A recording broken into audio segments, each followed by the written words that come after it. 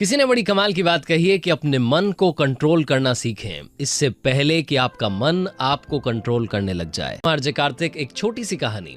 America में एक बार एक बड़ा ही खूंखार अपराधी था, ऐसा क्रिमिनल जिसके पीछे वहां की पुलिस पड़ी हुई थी, एजेंसीज पड़ी हुई थी, लेकिन वो पकड़ में नहीं आ रहा था। एक दो बार वो पकड़ में आया, लेकिन फिर से वो भाग गया।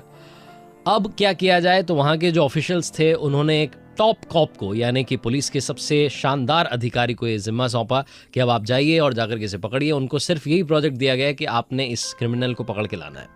उन्होंने सारी स्ट्रैटेजी बनाई, उस क्रिमिनल को पकड़ा गया, जेल में डाला गया। जेल के बाद उसे कोर्ट ले जाया गया, कोर्ट केसेस चले, लंबी हियरिंग चली और फाइनली जज साहब ने वर्डिक्ट सुनाया, फैसला सुनाया। उन्होंने बताया कि ये जो अपराधी है, इसने इतने बुरे बुरे काम किए जिंदगी में कि इसको अब मौत की सज़ा सुनाने के अलावा कोई चारा नहीं बचता है। इसको यही सज़ा है कि इससे जल्द से जल्द फांसी की सज़ा सुनाई जाती है, जल्द से जल्द इसे फांसी दी जाए। अब उसकी फांसी की सज़ा जो थी वो अखबारों में छप गया कि उसे फांसी की सज़ा मिलने वाली है। लोग बड़े खुश हुए कि भाई बुरा काम है, बुरा ही उसको रिजल्ट मिलना था, इसमें कोई सोचने वाली बात नहीं है।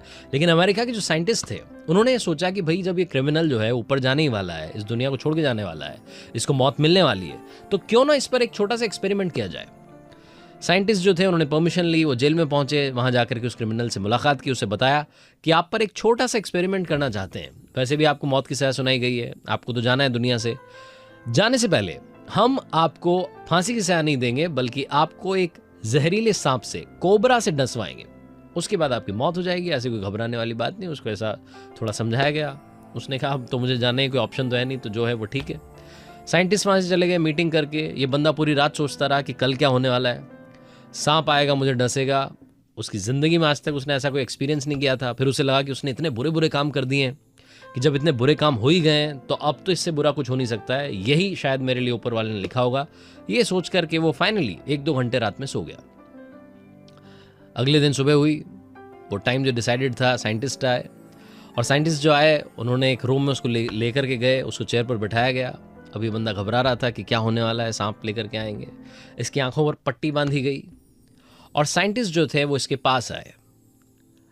जहरीला सांप जिसका नाम कोबरा बताया गया था, उससे इसे डसवाया नहीं गया, बल्कि सिर्फ 2 छोटी छोटी सेफ्टी पिन इसे चुभोई गई और कुछ सेकंड्स में ही इस आदमी की, इस क्रिमिनल की मौत हो गई।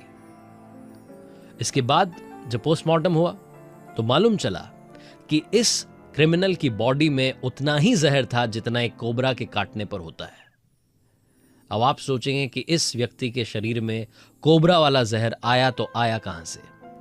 इस व्यक्ति के शरीर में वो जहर इसके खुद शरीर ने पैदा किया, क्योंकि इस बंदे की बॉडी में वो जहर इसलिए आया कि इसके दिमाग में नेगेटिव थॉट्स चल रहे थे। इसको लग रहा था कि इसको सांप काट चुका है, जबकि असल में इसे सिर्फ सेफ्टी पिन चुभोई गई थी।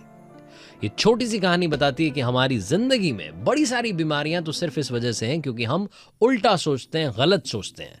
रविन्द्रनाथ टैगोर की एक बात मुझे याद आती है। वो कहते थे कि छोटे बच्चे को आग के पास जाने से रोकना नहीं चाहिए, उसे एक बार जाने दो।